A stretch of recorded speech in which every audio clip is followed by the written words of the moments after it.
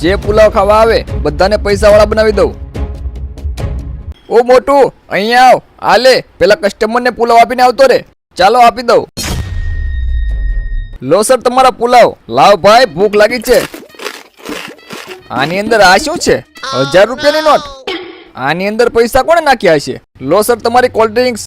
આ પુલાવની ડીશ કેટલા રૂપિયાની છે? ડીશ 500 રૂપિયાની છે. બિલ ત્યાં કાઉન્ટર પર જમા કરાવી દેજો. વાંધો નહીં, તું જા. 500 રૂપિયાની ડીશ અને 1000 તો આમાંથી નીકળ્યા, તોય 500 નો ફાયદો છે. તમે પુલાવમાં પૈસા નાખીને ખવડાવો છો. લાગે છે તમે બધાને પૈસા વાળા બનાવી દેશો. પુલાવમાં પૈસા આ નાખતો લાગે છે. એક કામ કરું, વધારે ડીશો ખાઈ અને વધારે પૈસા લઈ લઉં.